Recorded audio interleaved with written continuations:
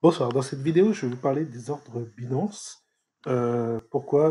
Particulièrement parce qu'en fait, j'ai voulu lancer un ordre tout à l'heure et en fait, je me suis trompé et ça m'a fait comprendre un truc sur un type d'ordre en fait que jusque-là, en fait, je ne comprenais pas vraiment le fonctionnement.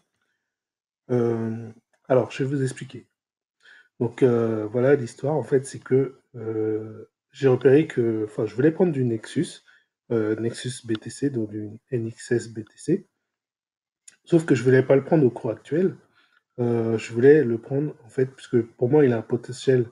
Enfin, s'il reprend une hausse dans les quelques heures qui viennent, c'est-à-dire sur un espace, on va dire, de 24-48 heures, pour moi, il pourrait en fait déclencher un nouvel signal de hausse, une nouvelle opportunité haussière comme il y a eu là, comme on peut le voir ici. S'il dépasse en fait son dernier plus haut qui est à 25,20, donc j'ai voulu placer un ordre à 25,25 et donc normalement quand je veux placer un ordre, vu que c'est pas un achat au cours actuel, puisque le cours actuel est actuellement à 24,70, et ben ce que je fais c'est que je vais dans stop limit sur Binance et là je mets 25,20. Alors je vais tout effacer. Vous n'allez pas comprendre ce que j'explique. Ici, je mets le prix du cours. Donc, le cours, il est actuellement à 24,70. Et moi, je veux à 25,25. Donc, si j'appuie ici, ça me met 24,70. Donc, ça, c'est le cours actuel. Donc là, si je veux acheter au cours actuel, j'ai pas besoin d'aller dans Stop Limit. Je vais directement dans Limit ou dans Market, carrément. Sauf que Market, on ne contrôle pas le prix auquel ça va être acheté. Alors que limite, on peut mettre proche du prix actuel et voilà, et donc on est acheté si, enfin, suivant le carnet d'ordre, etc. Quand il y a des gens qui veulent acheter à ce prix-là, on est, euh, on est validé. Bref. Là, moi, ce que je veux faire, c'est acheter à 25,25, donc c'est bien au-delà du prix. Voilà. Donc, ce que je fais, c'est que je mets 25,25 sur les deux premières lignes. Ici, je mets rien. Et là, je mets le montant en Bitcoin. Soit si vous connaissez le montant en NXS que vous voulez, vous mettez le montant en NXS, en sachant que le maximum sera 59. Ou soit vous mettez le montant en Bitcoin ici. Donc dans Total, vous mettez le montant en Bitcoin que vous voulez obtenir de NXS au cours de, par exemple, de 25,25 dans mon cas. Donc moi, à 25,25, je veux obtenir, enfin, je veux en acheter pour 0,044. Donc, à un moment, je place un ordre là. Voilà, donc si je fais buy, alors, ah oui, du, c'est au-dessus du maximum. Donc, si j'en veux moins, donc bah, dans ce cas-là, vu que le maximum ne me permet pas, donc je vais mettre 50. Voilà. C'est pour vous montrer le truc. Alors, peut-être qu'on peut faire plusieurs fois 50, je sais pas. Faut, faut voir. Peut-être qu'on peut faire plusieurs tranches de 50 pour arriver au nombre qu'on veut de 74. Donc, ça ferait 3 fois 5. Enfin, il faudra refaire l'opération 3 fois. Peut-être, bah, je peux essayer. Hein. Tout. C'est vraiment le nombre total par contre. Ok. Donc là, j'ai mis 50. Voilà, donc ça. Et tant que, vu que c'est un ordre dans stop limit, tant que le cours, en fait, ici, vous mettez la condition, ça sera. Donc, c'est la condition de validation. Donc, cet ordre-là sera validé quand le cours du Nexus va atteindre, du Nexus BTC va atteindre 0, enfin 4 fois 0, 25,25. Quand il va atteindre ce prix-là où il va aller supérieur, où il va être supérieur, et ben, il va se déclencher. L'ordre d'achat va se déclencher. Voilà, donc classiquement, c'est comme ça que je fais. Là, je me suis trompé. Donc, là, j'enlève. Donc, je reviens sur limite. Et en fait, je me suis trompé. J'ai pas réfléchi en fait. J'ai pas vraiment réfléchi quand j'ai pris mon ordre. Je me suis mis ici et j'ai tapé 25, 25. Et là, j'ai tapé donc mon ordre. Donc là, pareil, on peut mettre le montant. Donc pareil, ils disent maximum 59. Ah, je sais pourquoi j'ai un maximum de 59, c'est parce que j'ai déjà acheté en fait. Ici en bas, vous voyez NXS, la deuxième ligne, j'en ai déjà acheté pour 74. C'est pour ça que j'ai une limite de 59 là, parce que je suis proche du maximum qu'on peut prendre. Euh, donc là, pareil, si je mets 44, voilà, 0044, donc je vais avoir 74, ça correspond à 174 Nexus. Et si j'appuie sur Buy, qu'est-ce qui va se passer? Eh bien, il va se passer ce que je vous ai montré en dessous, la deuxième ligne ici. Eh bien, je vais avoir ici au niveau de la colonne Price, je vais avoir 25-25, donc ça c'est ce que j'ai demandé. Et par contre, je vais avoir Average qui ne va pas être au même niveau, parce que normalement, en fait, quand j'achète au cours, quand j'achète proche du cours, normalement les deux montants ici sont censés être les mêmes, comme ici, comme en dessous. Comme pour le Dash BTC, je l'avais acheté euh, au cours actuel quasiment. Donc c'était à 60,52 et là 60,52. Donc j'avais pas de différence. Là j'ai une différence, pourquoi? Parce qu'en fait, ce qui s'est passé, c'est que l'ordre d'achat a été déclenché malgré que j'étais que le cours n'a pas atteint 25,25. En fait, j'ai été déclenché à 24,82. Donc le cours actuel était à 24,82 quand j'ai envoyé l'ordre. Et normalement, moi, ce que je voulais, c'est simplement qu'il se déclenche quand ça atteint 25,25. Mais en fait, comme je me suis trompé de menu, comme j'ai été dans limite au lieu de stop limit, ça a déclenché l'ordre d'achat prématurément. Alors, ce qu'il faut comprendre aussi, c'est ce que, en fait, ce que j'ai compris après, du coup, en regardant, c'est ici dans Total, le montant n'est pas de 0,044, il est de 0,043, 18, 68. Donc il est inférieur.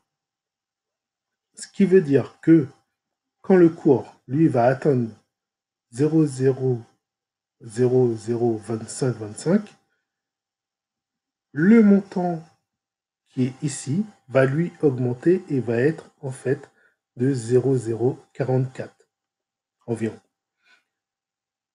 Ça veut dire qu'il a acheté plus bas, mais aussi que le montant d'achat, enfin, c'est au prorata en fait. C'est au prorata.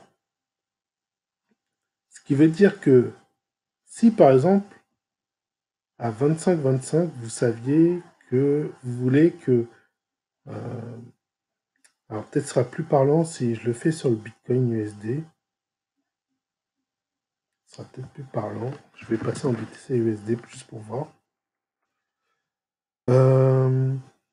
Voilà, ce sera peut-être plus parlant puisque là on parle en dollars. Donc le cours actuel il est à 7262. Et imaginons que moi je dise ben je veux acheter à 7500. Et ben je veux acheter à 7500. Enfin, je sais que, enfin, par exemple, euh, quand le cours est à 7500, moi euh, je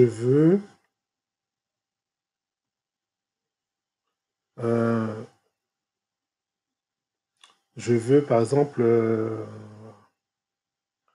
je veux je veux investir 500 dollars. Voilà, disons que au niveau de 7500 dollars, je veux me retrouver avec 500 dollars. Vous comprenez? Je fais ça, je fais ce que j'ai fait, l'erreur finalement que j'ai faite. Donc ici, au lieu de mettre le cours actuel, je mets 7.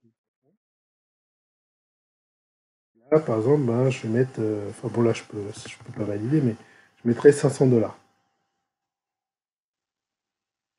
Et ça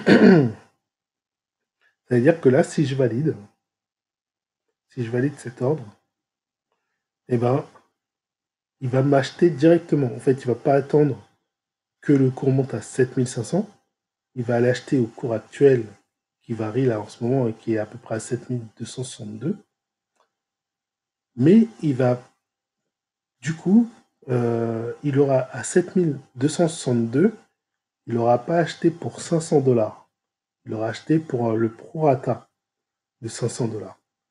Ça veut dire que si je crois que le cours peut monter à 7500, mais que je veux que quand il arrive à 7500, je me retrouve avec 500 $, ça va directement mettre la bonne somme qui est à investir au niveau de 7267 $.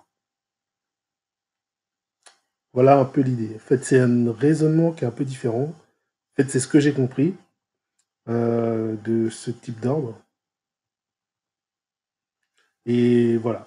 Donc, bon, après, je sais pas si ça peut avoir une utilité pour vous, mais bon, voilà. C'est l'explication que j'ai trouvée à ce type d'ordre. Donc là, j'ai fait un tableau. Donc, on revient sur mon exemple de 25-25 avec le Nexus. Donc, peut-être je vais revenir, ce sera plus simple pour vous pour comprendre. Je vais revenir en arrière sur le Nexus. Donc, NXS BTC, voilà. Voilà. Voilà. Donc, j'avais dit que j'avais acheté 24. Finalement, il a acheté à 24,82 malgré que j'avais mis 25,25. Et que du coup, ça me donnait un. Et que moi, j'avais demandé pour 0,44. 0,044. Donc, si on met sur mon tableau, en fait, on va simplement faire un produit en croix. C'est basique, formule basique. Donc, pour 0,0, enfin 4 fois 0, 25, qui correspond à un montant de 0,044 BTC, je me retrouve avec, pour en fait, le prorata, l'évolution en fait de ça. Si par exemple le cours passe de 25,25 à 24,82, et ben mon nombre de bitcoin investi passe de 0,044 à 0,043 de 25. Alors bon, c'est un peu plus que ce qu'on a vu ici. Pourquoi ici c'est 0,043 16 68. Pourquoi? Parce que il y a les frais que prennent la plateforme. Voilà, c'est ce qui explique le petite différence. Mais en gros, c'est ça en fait, c'est ça l'idée. Donc maintenant, si on prend l'exemple du Bitcoin, je vais revenir sur le Bitcoin. J'avais dit que moi, pour 7500 $, donc 7500,